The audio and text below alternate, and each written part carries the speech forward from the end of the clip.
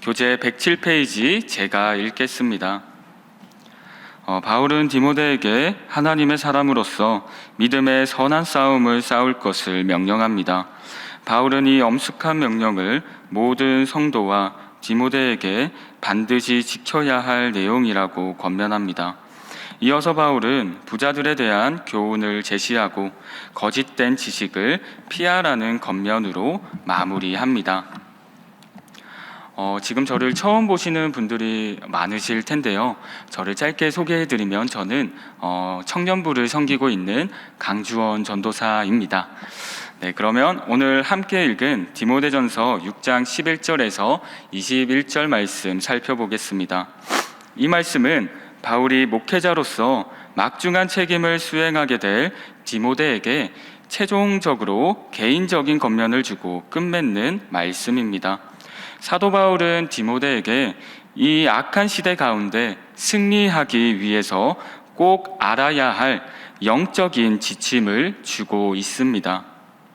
하지만 이 말씀은 비단 디모데뿐만 아니라 오늘 하나님을 믿는 모든 성도에게 필요한 신앙의 요체임을 기억하면서 11절 말씀을 함께 읽겠습니다. 오직 너 하나님의 사람아, 이것들을 피하고 의와 경건과 믿음과 사랑과 인내와 온유를 따르며. 아멘.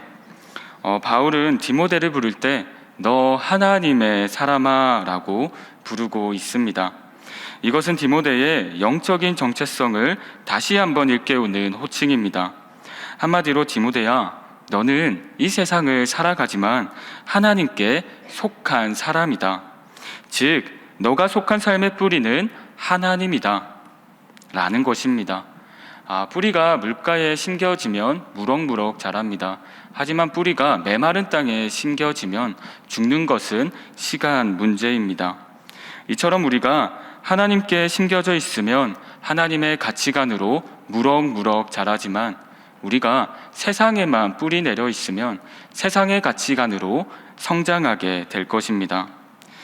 사랑하는 여러분, 여러분의 호칭은 무엇입니까? 누구누구의 아버지이십니까? 아니면 누구누구의 어머니입니까? 아니면 땡땡땡이라는 직책입니까? 저는 여러분들에게 가장 중요한 것을 알려드리기 원하는데요.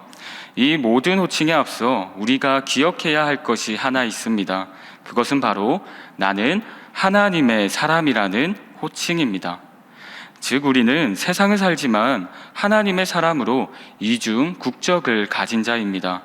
내가 직장과 가정 그 어떤 공동체에 속해 있을 수 있습니다. 하지만 우리의 뿌리는 하나님께 속해 있다는 것을 기억해야 합니다. 이 사실을 기억할 때 우리는 삶 속에서 다가오는 모든 문제를 혼자 감당하는 것이 아니라 문제보다 더 큰 하나님과 함께 그 문제를 헤쳐나갈 수 있을 것입니다. 사랑하는 성도 여러분, 우리는 하나님의 사람입니다. 그 하나님 안에서 소망과 용기를 얻게 되기를 주님의 이름으로 축복합니다. 사도 바울은 이어서 디모데가 따라야 할 것을 말해줍니다. 디모데가 피할 것들은 앞서 6장 4절에서 10절에 말해주었죠. 바로 다른 교훈과 돈의 유혹을 피하라 였습니다. 반면 오늘 말씀에는 따라야 할 것 6가지가 나오는데요. 그 6가지가 바로 의와 경건과 믿음과 사랑과 인내와 온유입니다. 첫째로 의란 코람데오, 거룩하신 하나님 앞에서 성도라는 의로운 신분에 합당한 의로운 행위를 하는 것을 말합니다. 경건이란 하나님만 경외하며 죄악의 유혹으로부터 자신을 지키는 삶을 말합니다. 믿음이란 하나님의 구원의 진리를 깨달은 가운데 죽을 때까지 하나님께 자신을 의탁드리고 순종하는 것을 말합니다. 사랑은 아가페로 하나님께서 인간을 사랑하사 독생자를 보내주신 것처럼 우리도 하나님을 경외하며 사랑하기를 죽기까지 하고 이웃을 자신의 몸과 같이 사랑하는 것입니다. 인내는 고난과 역경 가운데서도 하나님께서 주신 그 길을 걸어가는 것입니다. 온유는 그리스도의 성품 가운데 하나로서 사람들을 대할 때 그들을 이해하는 너그러운 마음을 가리킵니다. 네, 혹시 성도님들 중에서 이 6가지 영적 덕목이 힘들고 부담스럽게 다가오시는 분이 있다면 기억하시기 바랍니다. 이것은 하나님께서 우리에게 부담으로 주신 것이 아니라 유혹과 시험 가득한 이 세상에서 우리가 하나님의 사람으로서 승리하는 하나님의 방법으로 주신 것입니다. 우리 이어서 12절 말씀 함께 읽겠습니다. 믿음의 선한 싸움을 싸우라. 영생을 취하라. 이를 위하여 내가 부르심을 받았고 많은 증인 앞에서 선한 증언을 하였도다. 아멘. 네, 사도 바울은 디모데에게 믿음의 선한 싸움을 싸우라고 권면합니다. 여기서 믿음의 삶이란 하나님의 사람으로서 이 땅에 관영한 죄악과 맞서는 삶입니다. 한마디로 성도의 신앙생활에는 싸움과 같은 치열함이 있다는 것입니다. 하지만 이 싸움에는 소망이 있습니다. 그것이 무엇입니까? 바로 영생을 취할 수 있다는 것입니다. 영생은 좁은 의미로 하늘나라에서 얻게 되는 영광을 말합니다. 넓은 의미로는 하나님의 속성에 함께 참여하는 하나님과 교제의 삶을 말합니다. 사랑하는 신일교회 성도 여러분, 영생이라는 소망을 가지고 믿음의 선한 싸움을 포기하지 않는 여러분 되기를 주님의 이름으로 축복합니다. 우리가 삶 속에서 포기하지 않고 믿음으로 나아가면 하나님께서 함께하여 주사 우리에게 승리를 허락해 주실 것입니다. 그래서 오늘 첫 번째 기도 제목은 죄악의 유혹과 시험에 낭망하지 않고 믿음의 선한 싸움을 포기하지 않는 우리 되게 하소서입니다. 오늘 첫 번째 기도 제목은 죄악의 유혹과 시험에 낭망하지 않고 믿음의 선한 싸움을 포기하지 않는 우리 되게 하소서입니다. 네, 이어서 함께 17절 말씀 읽겠습니다. 내가 이 세대에서 부한 자들을 명하여 마음을 높이지 말고 정함이 없는 재물에 소망을 두지 말고 오직 우리에게 모든 것을 후히 주사 누리게 하시는 하나님께 두며. 아멘. 이 말씀은 우리가 삶을 살아가면서 겪게 되는 최고의 유혹인 재물에 대한 욕심에 대해 다루고 있습니다. 사도 바울은 디모데에게 이 땅의 부유한 자들에게 먼저 마음을 높이지 말고 정함이 없는 재물에 소망을 두지 말라고 권면하고 있습니다. 여기서 마음을 높이지 말고의 뜻은 교만하지 말라는 것입니다.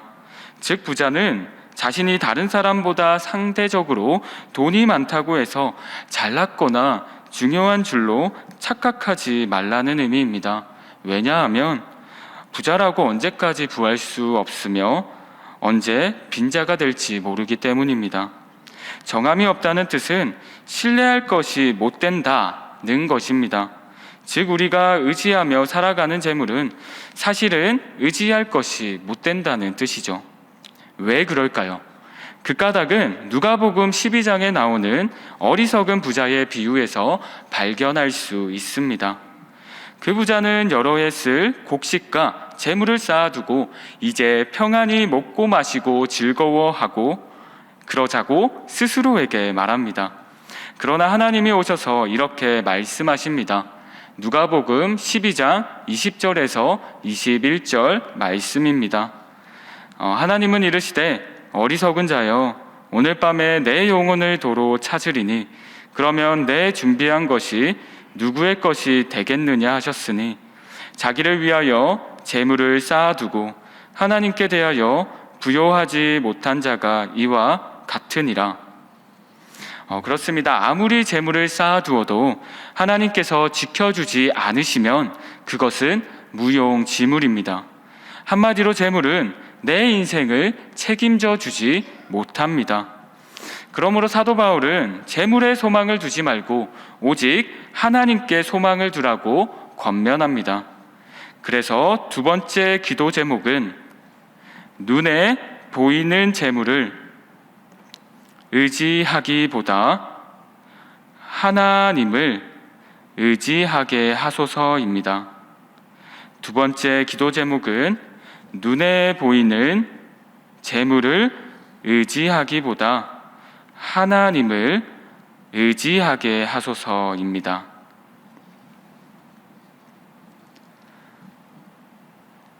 네, 사랑하는 성도 여러분, 오늘 우리에게는 우리를 그 누구보다 사랑하시는 하나님 아버지가 계십니다.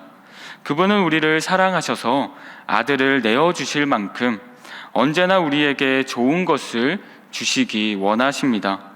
이 사실은 변하지 않습니다. 오늘 우리가 재물보다 크신 하나님을 바라볼 수 있는 은혜가 있기를 주님의 이름으로 축복합니다. 그럴 때 우리는 우리에게 주어진 부를 하나님의 소유로 알고 하나님이 기뻐하시는 곳에 그것을 흘려 보낼 수 있습니다. 이어서 20절 말씀 함께 읽겠습니다.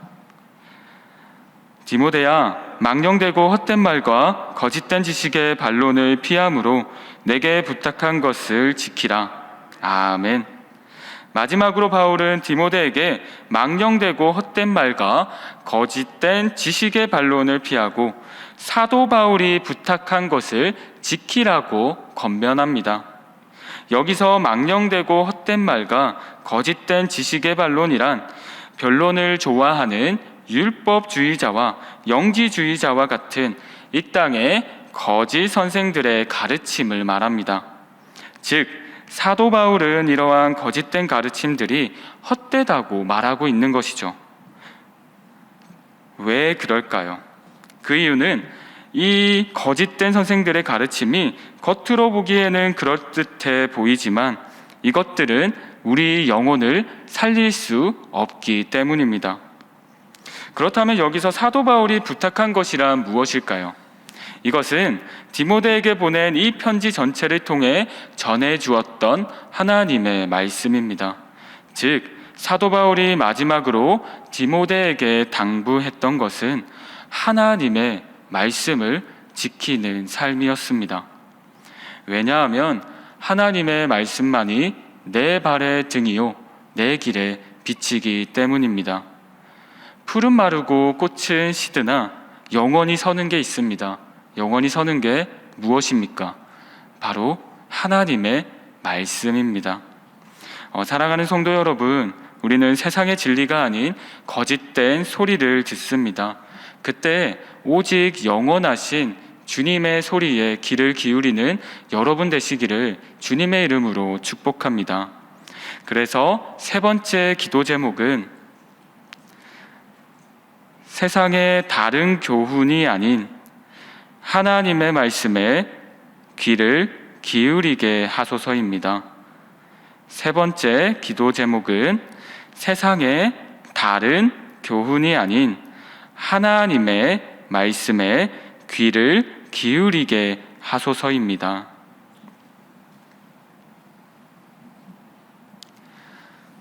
사랑하는 성도 여러분, 바울 사도는 디모데에게 마지막으로 권면합니다.